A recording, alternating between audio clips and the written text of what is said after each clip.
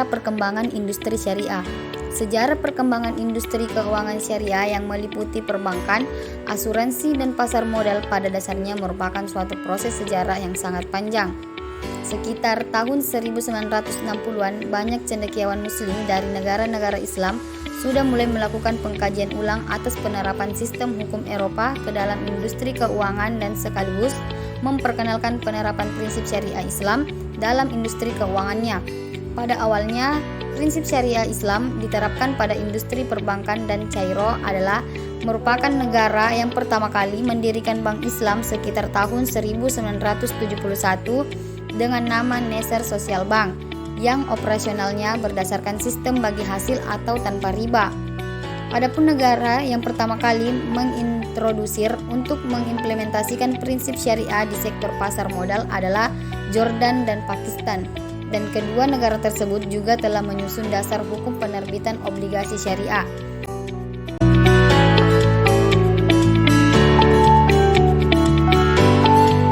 Prinsip dasar syariah.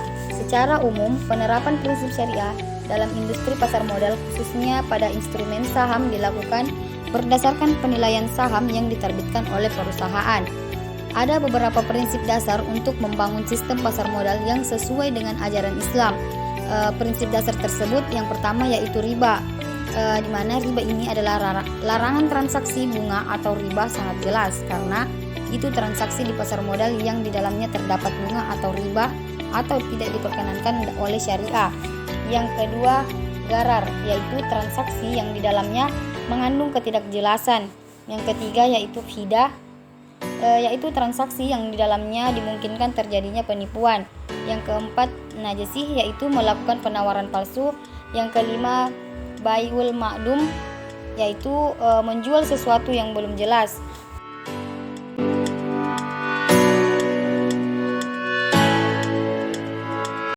Pasar modal syariah di Indonesia.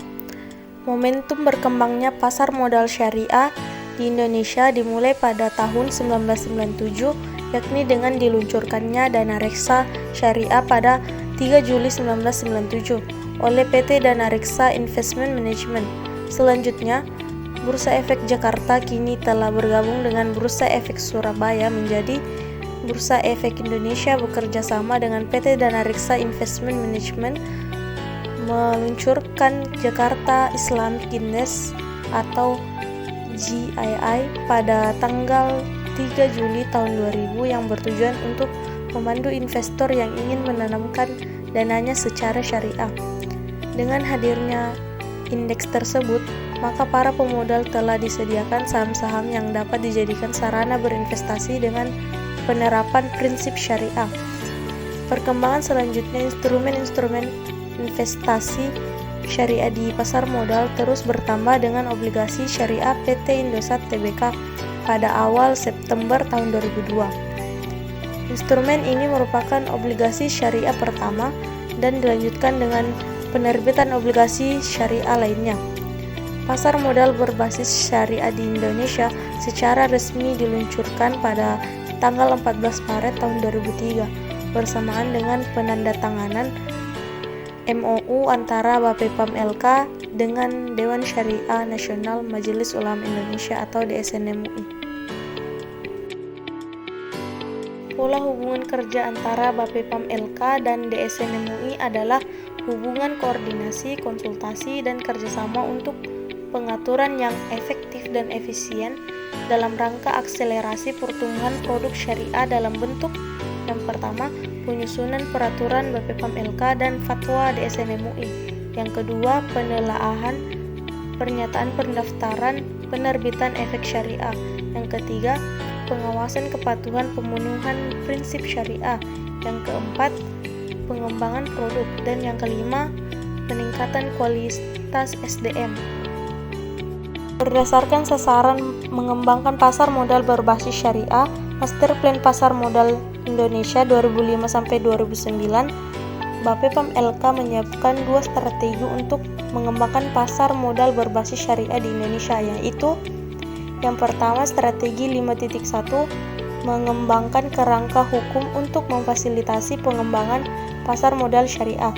Yang kedua, strategi 5.2 mendorong pengembangan produk berbasis syariah.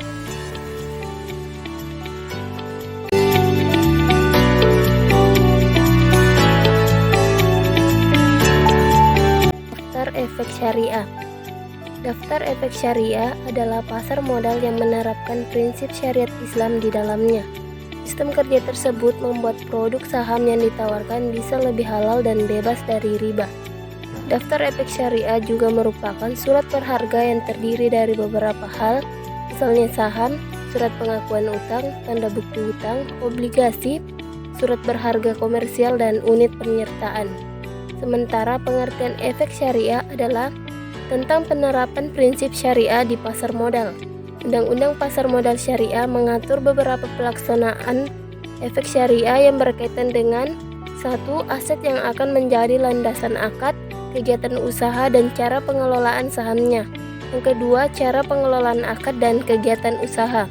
Yang ketiga, aset yang terkait dengan efek perusahaan dan penerbitnya tidak bertentangan dengan konsep syariah yang ada di pasar modal.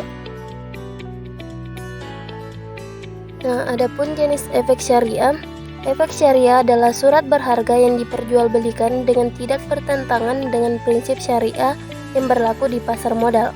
Efek yang dimaksud dapat didefinisikan dalam berbagai jenis seperti sukuk, saham syariah, reksadana syariah, dan efek derivatif yang lainnya. Pelaksanaan kegiatan dan cara pengelolaannya harus berdasarkan prinsip syariah dan tidak boleh dilanggar. Daftar efek syariah yang ditetapkan oleh Otoritas Jasa Keuangan wajib digunakan sebagai acuan bagi 1. Pihak yang menerbitkan indeks efek syariah di dalam negeri. Yang kedua, manajer investasi yang mengelola portofolio investasi efek syariah di dalam negeri. Yang ketiga, perusahaan efek yang memiliki sistem online trading syariah. Yang keempat, pihak lain yang melakukan penyusunan dan atau pengelolaan portofolio investasi efek syariah dalam negeri untuk kepentingan pihak lain, sepanjang diatur dalam ketentuan peraturan perundang-undangan. Terima kasih.